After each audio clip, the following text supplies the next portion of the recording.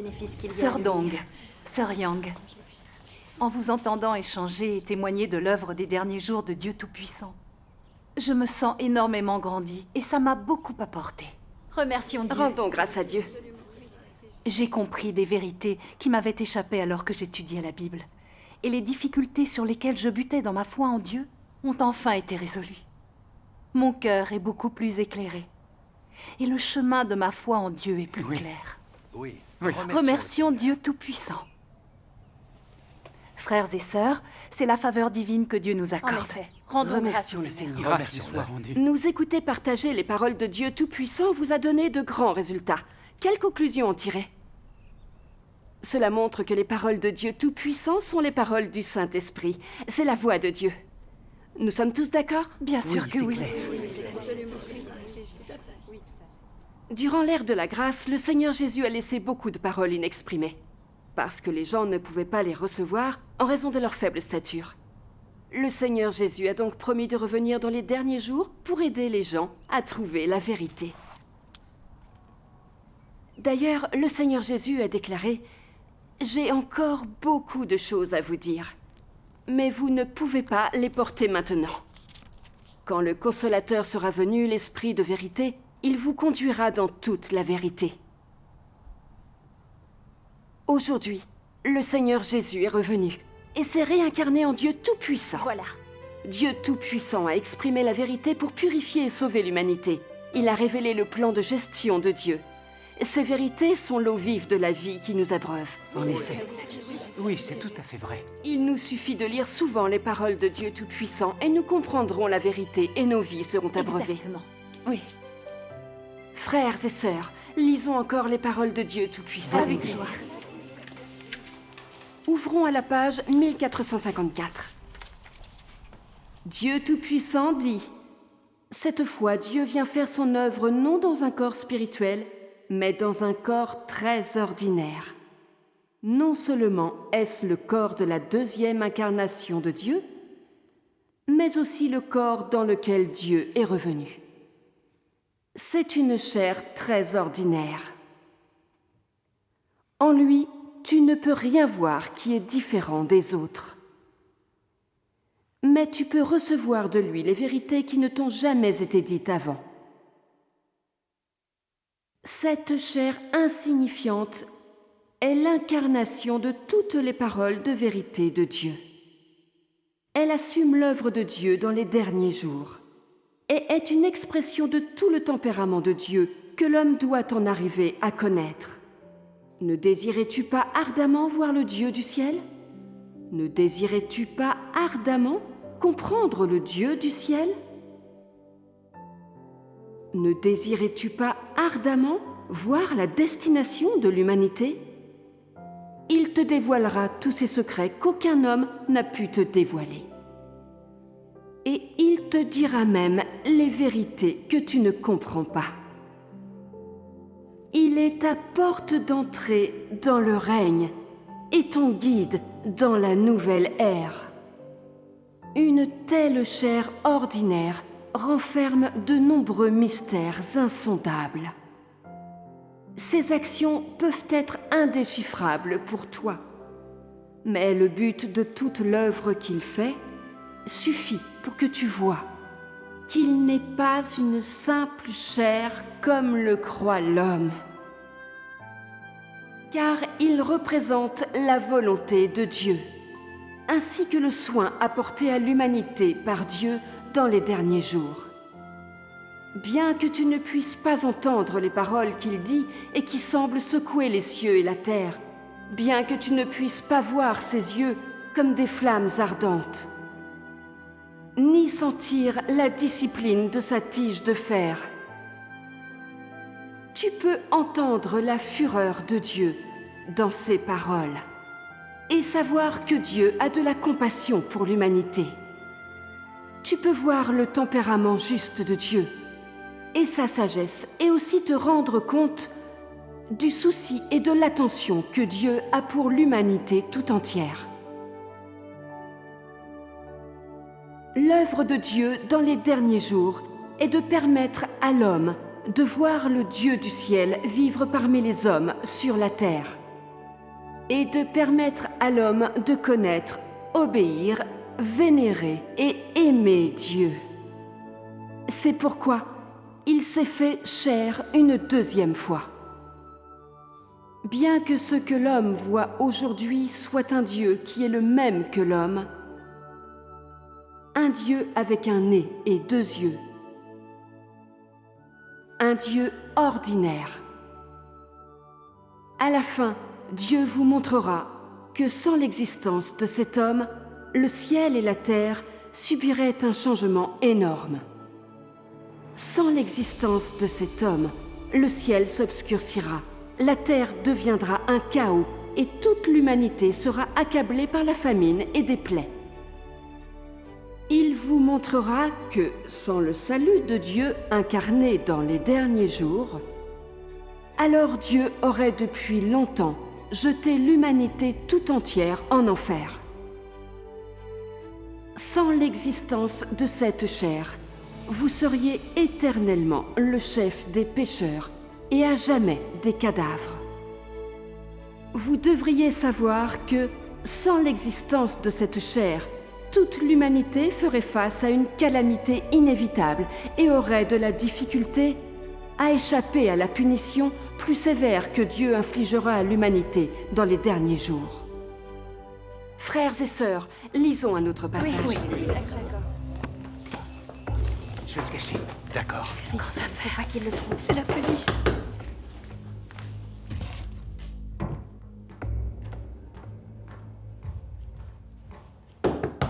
Qui est là? Qingxin, c'est moi, Wenping. C'est vous que me vaut l'honneur d'une visite?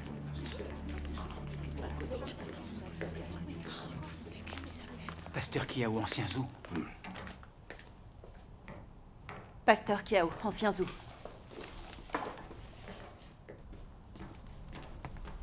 Asseyez-vous et dites-moi le but de votre visite. Je n'ai pas besoin de m'asseoir. Je vois des choses que je trouve extrêmement curieuses. Depuis quelques années, tout le monde accueille le retour du Seigneur. Tout le monde attend que le Seigneur descende sur un nuage pour être conduit au royaume des cieux, rencontrer le Seigneur. Je n'avais jamais imaginé que l'éclair oriental pourrait apparaître et témoigner que le Seigneur est revenu. Nous n'avons pourtant pas vu le Seigneur descendre sur un nuage. Et nous n'avons pas vu de croyants enlevés jusqu'aux cieux. En revanche, beaucoup de brebis de l'Église ont été volées par l'éclair oriental. Peut-on dire que ces gens ont été enlevés? Je refuse de croire ça. C'est mal de voler les brebis de notre Église, peu importe qui le fait. Notre mission est de protéger l'Église. Mais là encore, se peut-il qu'il soit une Église et que nous n'en soyons pas une? Frères et sœurs, notre foi dans le Seigneur est fondée sur la Bible. Donc on ne peut pas se tromper. Alors pourquoi vous ne m'obéissez pas? Vous ouvrez votre porte aux gens de l'éclair oriental et vous emmenez des frères et des sœurs écouter leurs sermons.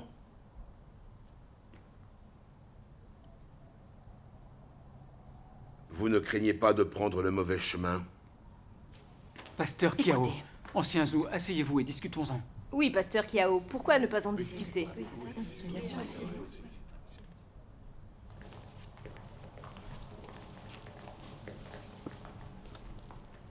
D'après ce que vous dites, je vois que vous êtes un peu inquiet à notre sujet. Vous avez peur qu'on s'écarte du droit chemin.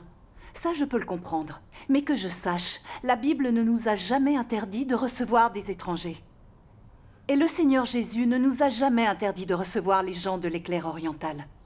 Il ne nous a pas non plus interdit d'entendre leur message.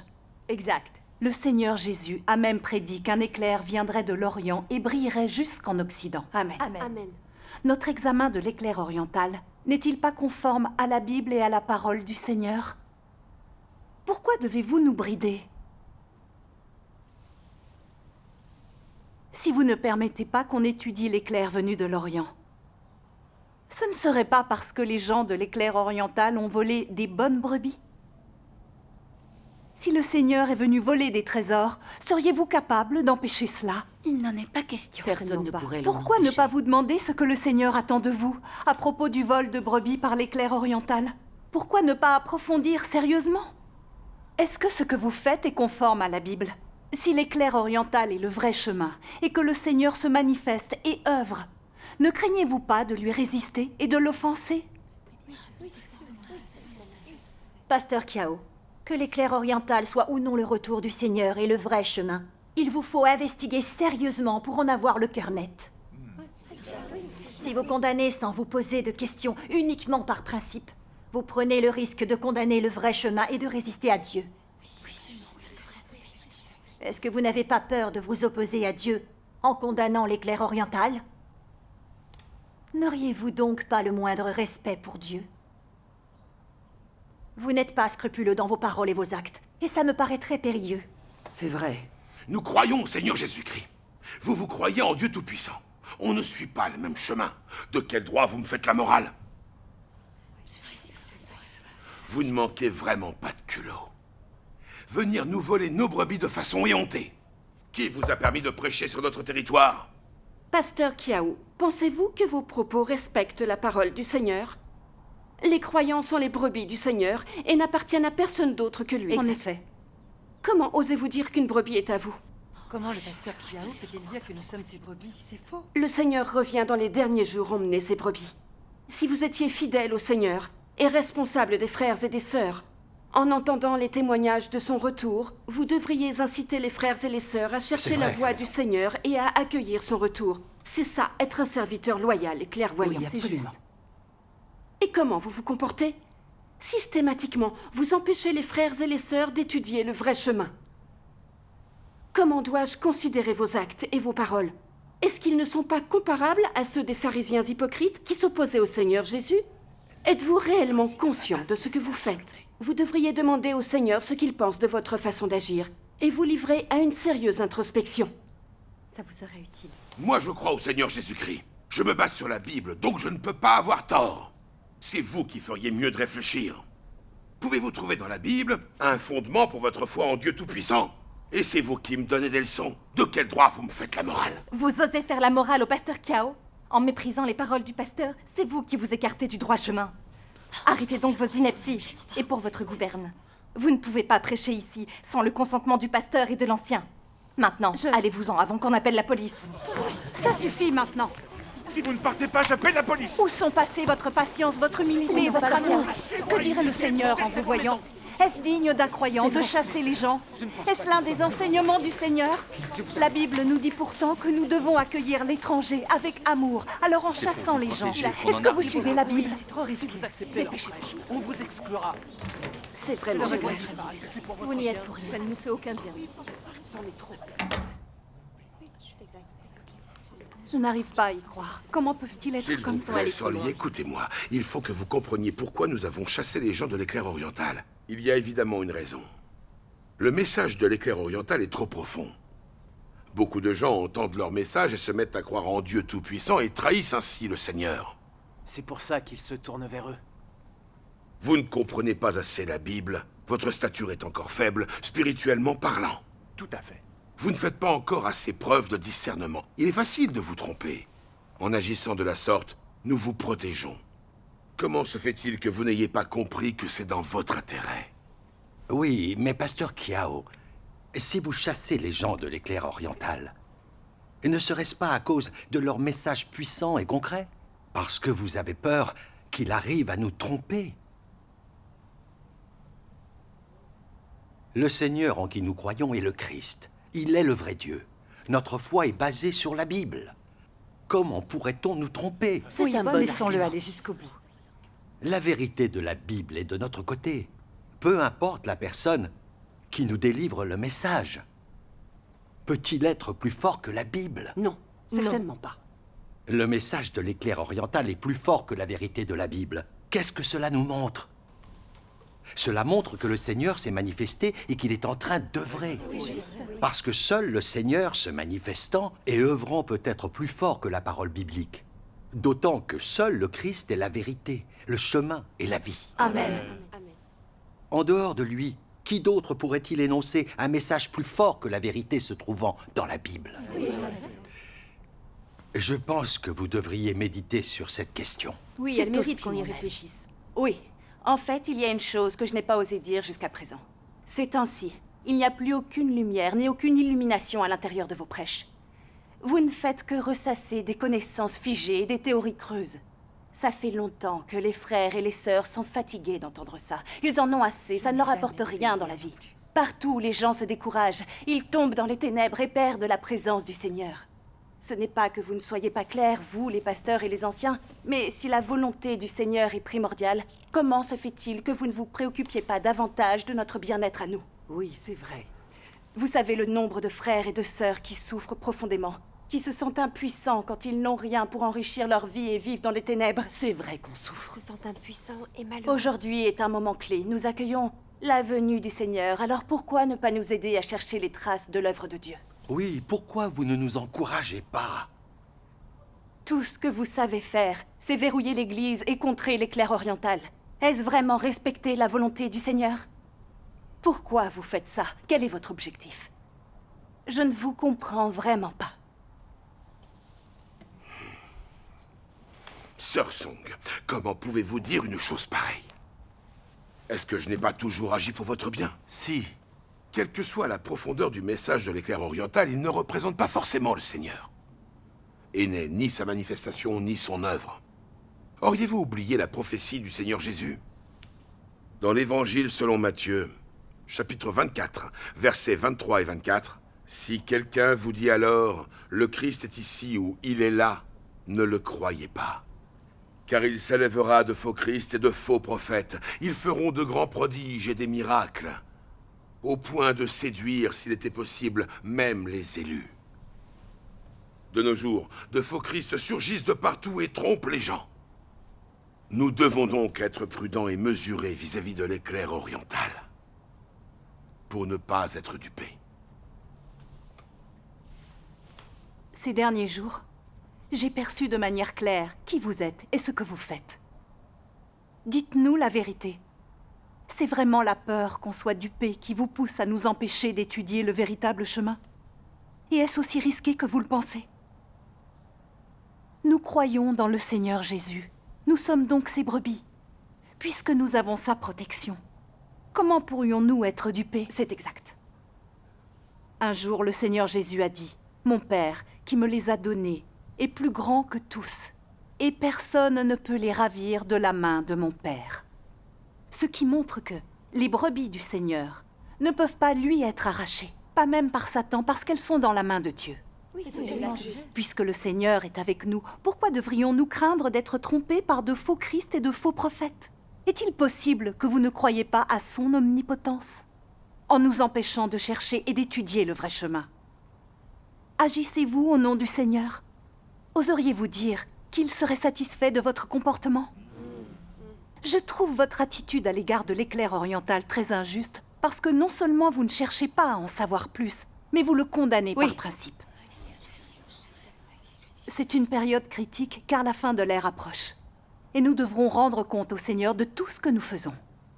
Et justement, l'éclair oriental a le don de révéler les gens. C'est peut-être grâce à lui que nous aurons une chance de savoir avec certitude si nous serons enlevés dans les cieux ou éliminés. Donc, je vous conseille d'agir avec circonspection et de ne compter que sur vous-même. Sœur Lee, vous ne pouvez pas vous adresser à moi ainsi. Notre foi dans le Seigneur implique que l'on croit à son omnipotence. C'est évident. Bien sûr que oui. Et nous avons une bonne raison de vous empêcher d'écouter le message de l'éclair oriental. Posez-vous la question.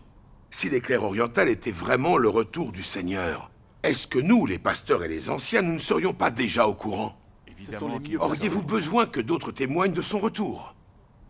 Vous avez dû entendre dire que ça fait quelques années que de nombreuses bonnes brebis de différentes confessions ont rejoint l'éclair oriental. Elles croient en Dieu Tout-Puissant et ont trahi le Seigneur.